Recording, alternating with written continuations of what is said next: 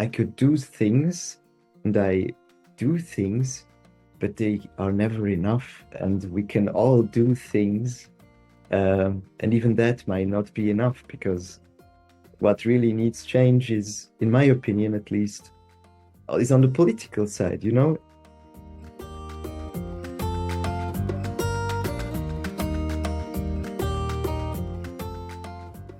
A warm welcome to Young Voices, an intercultural podcast.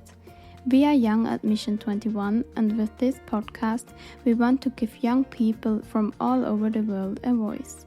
Thanks to everyone for joining us on this journey to listen, learn, and grow together.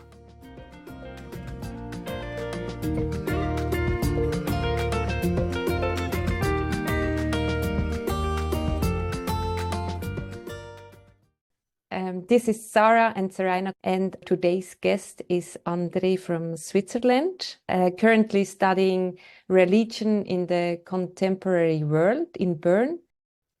Also, André is a former youth ambassador and is now in the project team of this year's youth ambassador visit. And now I'm very happy that you are here, André, and a very warm welcome to you. Yes, hello, thank you for having me. You are currently studying in Bern. Are you also calling from Bern today? Yes, I am. I am currently living in Bern for my studies. It's been 6 years now that I'm here. And I wondered, are you living in a shared flat with other guys in Bern? Yes. I share my flat with my roommate, my friend, and his dog.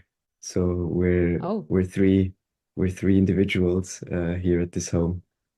And now he's gone. He went today on holiday for 2 weeks, I think, and now I'm taking care of the dog. And yeah. And I think this form of living together is not common everywhere in the world. And so I ask you maybe to shortly describe what does that mean, or how is that working? So for anyone who doesn't know, it's just the living situation where 2 or more people can share the costs of the apartment, so that one sole person does not have to bear all the weight of rent, because rent is or has become quite expensive and is still rising. And yeah, so as a student as well, even if I work, you know, you don't always have all the money that you necessarily would like to have, or that you sometimes even need. And so it's good to be able to share a living accommodation. And I mean, I could probably even save more money if we would be a bigger group, you know. I mean, we decided to have the luxury of having a living room, which not all living accommodations in where more people live do that way. But we kind of still wanted that, and so we're trying to find our next flat to also be on that similar price range, where we still could have a living room for when we have guests. And as well for us too, you know. So we have a social life, so we don't spend time either in the kitchen or in his or in my room, so that we have like a common space that we can share. And so yeah, kind of important to have a living room, but it's not necessary. It's kind of, yeah. And how does it work? Do you share like the task in the household? Yeah, so we started doing more. Well, in the beginning, we had like a list of foods and stuff that we would share, and everything else we would divide with Kassenzettel, with receipts. And but we never really looked at the receipts. We never exchanged any money. So we just thought, okay, whatever, you buy whenever you can, I buy whenever I can, and that would be more or less okay. And if one should have the feeling that the other one hasn't bought something in a while or whatever, we can talk about it. So until now, there hasn't been any issues on that front. Then also we have to share our tasks, who takes the trash out, who takes paper out, who takes glass and aluminum out, who takes, that kind of stuff. And so we share that, and you just clean whenever you have the time, whenever you can. And also there as well, it equals out somehow. So if I feel like he has cleaned the last 2 times, then I have like a certain push to clean next time to make sure that it stays more or less equal, as an example. Yeah. I see. And I think also the recycling system is not common everywhere, I think. For example, here in Switzerland, you said that you separate like paper, glass, aluminium, and bring them to the recycling place Yeah. To recycle it. Every canton or every Gemeinde, every district, so to say, has like a system where you know which bags you have to buy, or if you have to go somewhere for what and whatever. And public in the public space, these are the ones you see. So you see the garbage, the blue bags in Bern, they are blue for everyday garbage on the street. So okay, there's that. Then you see there are like recycling bins for aluminium, for glass, of different colors, sometimes even for paper. And then you see, okay, these things I can do. And then if you go to supermarkets, sometimes you even find places where you can leave the pet, and these harder pets, similar plastics, where you can leave them there. Um, Sometimes even batteries. But it's stuff you have to look for. So you don't necessarily know even as a Swiss people, I'm sure most people don't really do all that recycling. Yeah. So, and then once a week or whatever, someone will come and collect your bags that you put out on the street. So in Zopfingen, I think it was once a week. Here in Bern, it's twice a week. So I guess because it's busier, we have on Tuesdays and Fridays, there comes a garbage truck. And there's also the rule to not leave out the garbage bins the day before 7 o'clock in the evening. So, and And even is the it paper as well, sorry. Every 3 weeks, I think we can put it out. But coming back to the discussion about your living situation, living with another person, Yeah. in a shared flat, is it the first time that you live in a shared flat, or have you lived with other people before? Well, with my mother, my parents, of course. But yes, other than my family, it's the first time. Yes. Yeah. And you mentioned that you were looking for a new apartment. Yes, I try to. Yes. Because they're doing yeah, renovations kind of. Yeah. They're doing renovations on the whole thing. And yeah, they're kicking everyone out by summer. And so we have time till then uh to find a new place. but also in Bern? Yes, preferably. Yes. And what do you like most about Bern? I like that it's not too big, and yet it kind of has all I need. And it's not busy in that way. It's really calm, but there's still something going on. Like it's not just nothing. And what I also like is, for example, sometimes on Sundays, it's like in a village. It's like really empty when you go into town or something. A lot of green, and also that even if it's a city, well, it's a town more, you can walk to places like 20 to 30 minutes. I could be at the station at the center of the city, and I live at the outskirts. Like it's not Bümplitz kind of outskirts, but it's practically there. And it's just half an hour. You can go anywhere by foot if you want. It would be okay.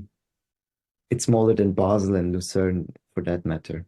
Yeah. Even Smaller than though Lucerne, is it? I'm not sure, I think. Maybe not population-wise, but I don't know. Lucerne feels bigger. But I'm just talking about feelings. Estimation on feeling.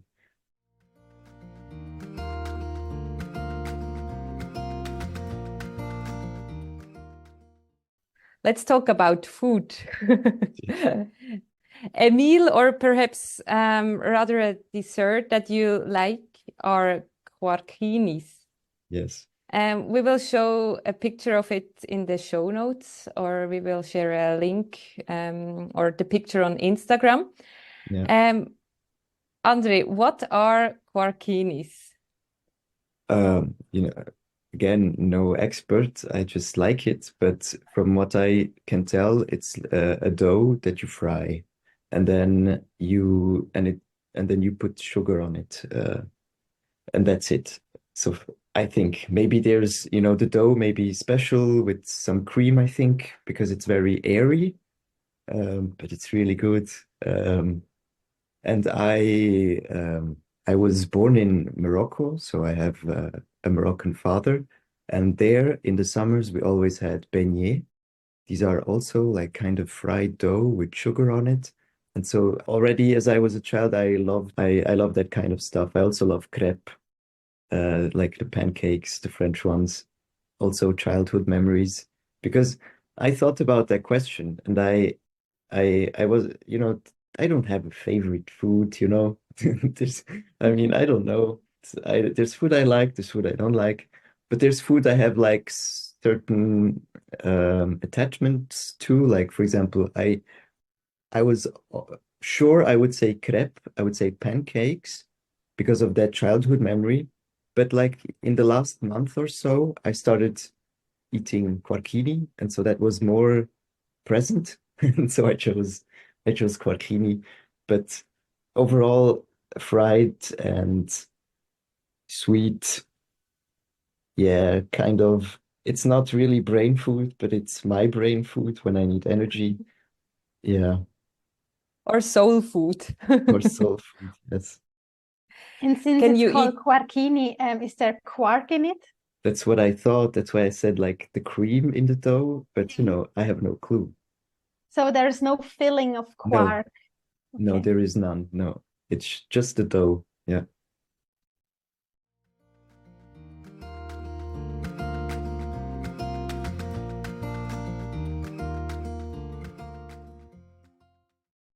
And you have also brought a song with you. Which one is it? So it's called Vielleicht lieber morgen, so translated kind of maybe tomorrow, um, implying you would prefer to do something tomorrow. And it's from Ami Warning, a German speaking artist, musician. Yeah. So the title, like maybe tomorrow, that implication of doing something tomorrow. She's talking in the song, not explicitly, but she kind of tells it the Leistungsgesellschaft, as we call it, like the society of progress, where you have to do stuff and you must, and it continues on and so forth, where you sometimes don't have the energy, you don't feel like you've had rest, where you fall into certain cycles of dependence in your everyday life with, basic stuff, coffee, maybe cigarettes, all that stuff, where, yeah, you kind of take stuff just to, at the end of the day, want to function. She doesn't say all that. It's what I take from it, She uses simple words, but they tell everything. Do you feel sometimes the same? Yeah, I feel really tired sometimes as well. Um,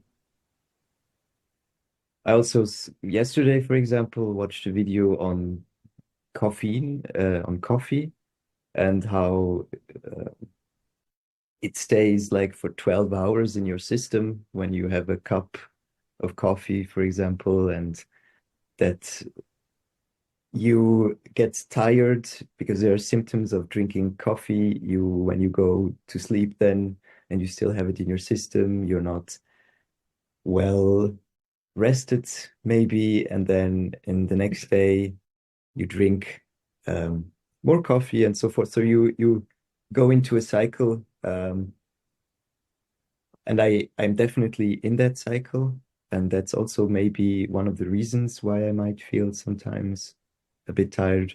But it's also like in 1 year I will finish my studies, and then I'm not sure what to do next, you know?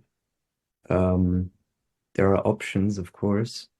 I mean, I could continue academically, I could look for a job, but then what would that job imply? Will I find something? I feel like it would be very hard to find something with my degree. I have to say, if I had studied anything else, probably would have been fine. But yeah, you you don't see like the perspectives. You also see the politics and all that stuff that's always on the news and so on. And yeah, kind of the perspectives that seem to miss. Well, you have perspective, you're just not satisfied with the ones you have. That's all. Yeah, you just have to kind of continue on, and just I that's kind of also the topic I chose. It's kind of that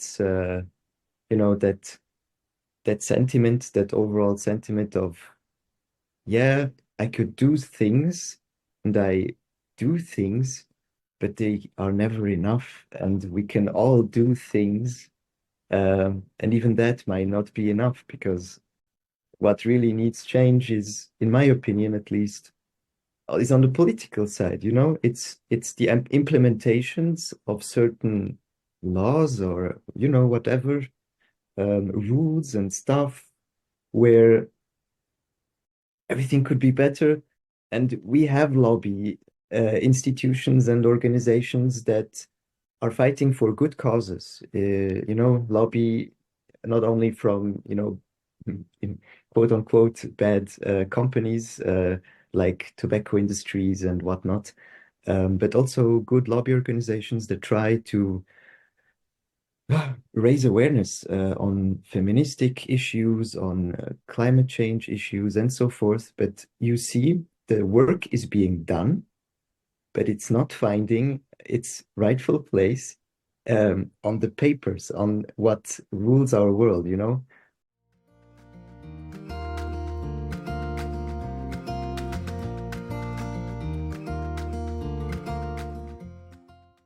And for me, I think it's also that whole political debate aspect, where it's not about issues, it's about debating, it's about winning. When they argue for argument's sake, it's like, it's not about resolving anything. It's about resolving party, Ziele, party Aims or goals. aims, or whatever you have had for deals and whatnot.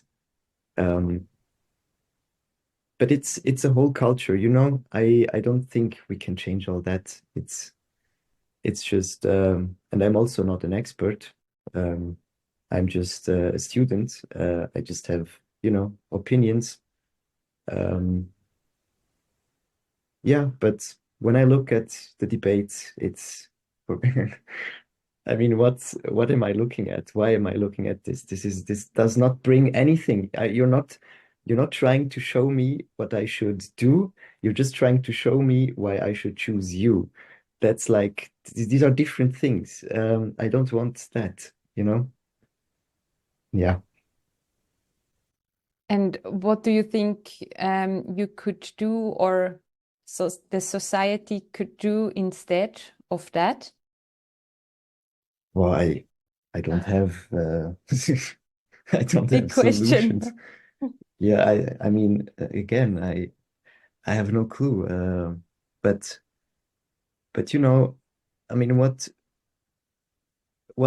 in the end, what I would say, like a discussion-based politics might entail, you know, trying to not having, for example, maybe even party systems. I mean, what's the need, for example, in Switzerland, of having a party system when this is very hypothetical?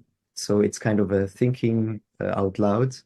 Um, I mean, what could it look like if we had, for example, no parties? You would say you would run issues, maybe instead of voting for stuff, you would vote issues, kind of. You would have like ranking of issues, like these issues are going to be on our table this year. And then you would try to, you know, but then you would ask there, okay, and what are the aims? How will you decide what to do on each issue, and so forth and so forth. So it's not a solution. It's just an idea out loud, but it's ideal. It seems ideal at the very least to say, instead of a debate culture, more of a discussion-based culture. But I don't see it happening. So I don't know. That's the only thing that came to mind. Because in the end, it's not the, it's, yeah, we should like, we try to tell the politicians how to do their jobs, you know. Seems kind of wrong in the way that they know how to do their job, but they choose sometimes just not to do it. And I try not to generalize. I mean, not all politicians, of course. Most of them try to do a good job, but they are all trained in a debate culture. I went to university to the debate club. I was curious to know. Um, and then I just went to one session. Like, I don't know how they do it others than on that day that I was there. And they just, you know, they argue kind of, you take this side, you take this side, you know, the games, where you argue for and against something, and then you see it. You see this is a game.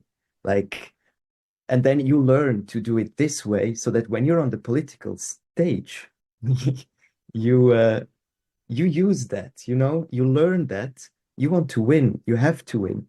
You try everything to win. And sometimes, yeah, the facts, you try to, you know, sometimes they're not as factual, so to speak. Yeah.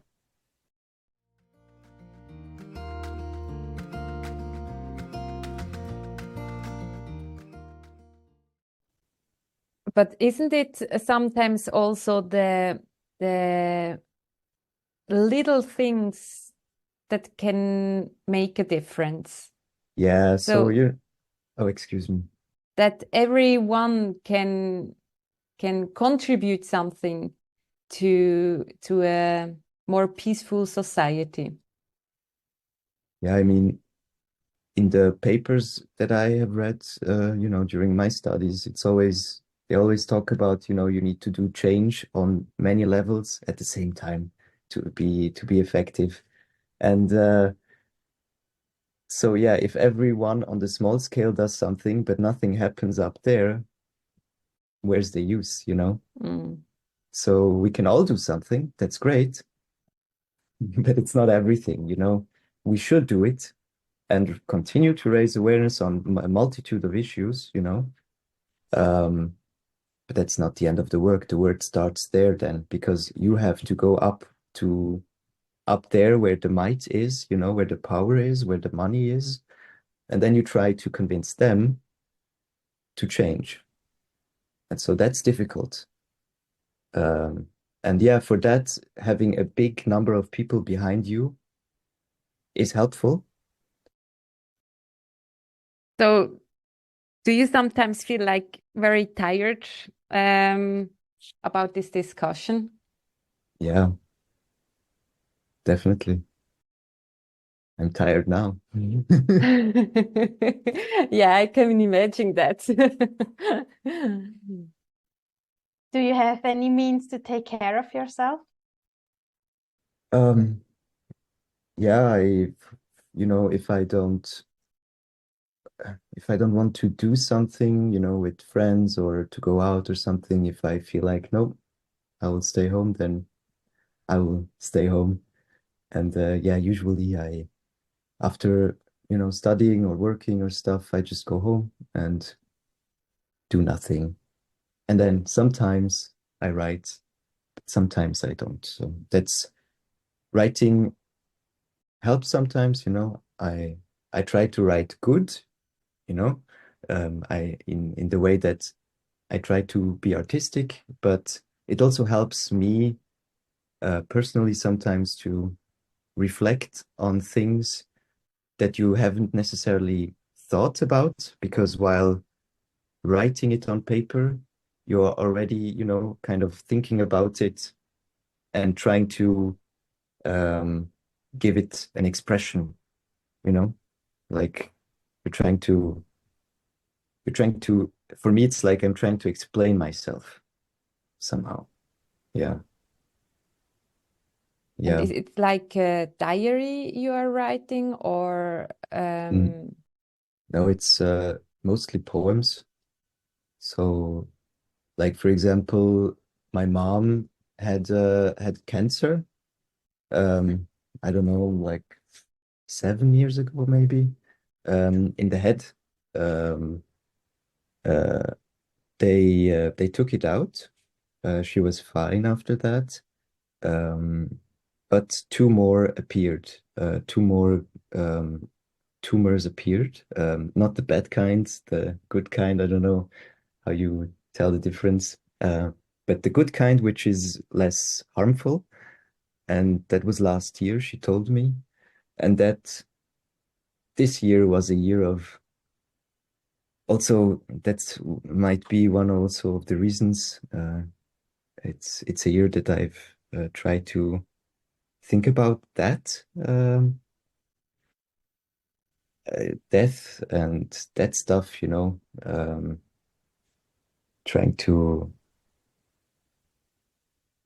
I'm not sure if I try to understand it or if I'm just trying to express myself while experiencing it, because from what I can recall now, from what I've wrote so far, I'm I'm not dealing with anything. I'm just writing down, what what I think about or what it feels like or something of that sort. But it's yeah, there's never kind of like I'm not less afraid now than I was. I've just allowed it. It has entered forcefully, I must admit, but I have at this point allowed it to be something that I think about, also my own death. And yeah, because I have to say, I smoke. So that's also something it's not the best, it's not good, it's not healthy.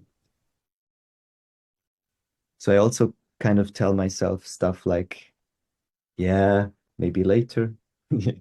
Like kind of yeah, I don't know, in 10 years maybe, because now I need it, now is the time. Now I'm in stress. Now I feel the pain. Now is the moment, kind of.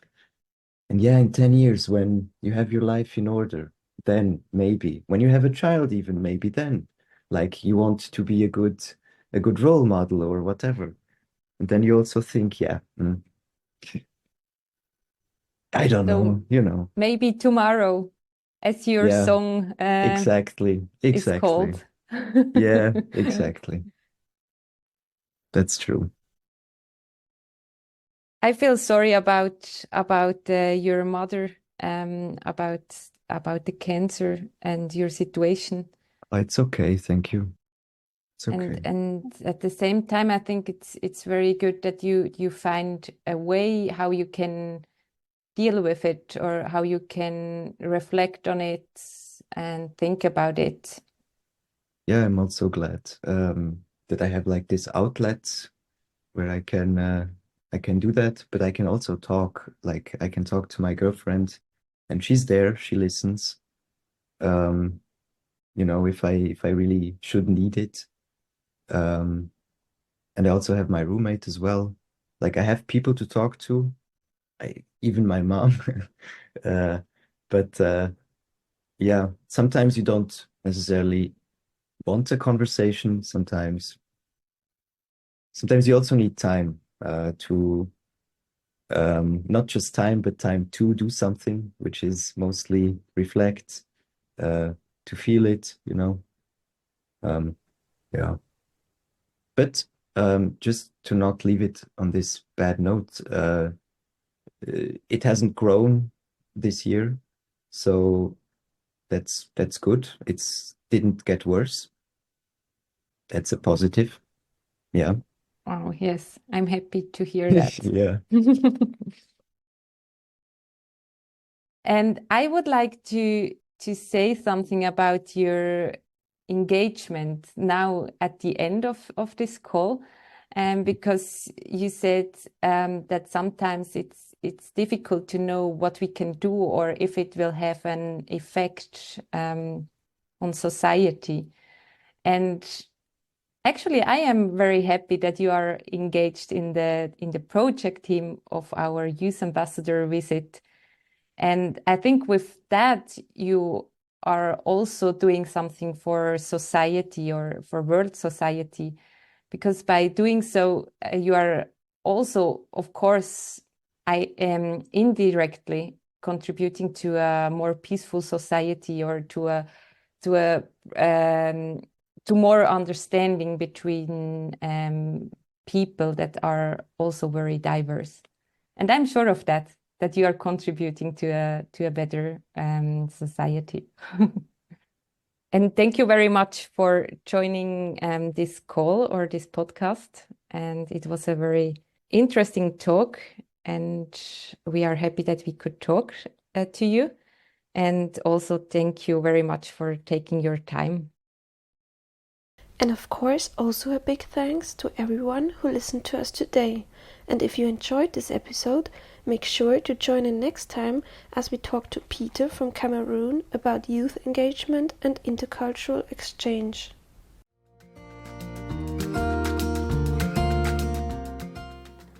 Have a good time, and if you haven't already, follow Young Admission 21 on Instagram and Facebook, where you can learn more about us and our projects. There you also have the opportunity to ask questions to our podcast guests. And don't forget, always listen to the voices around you.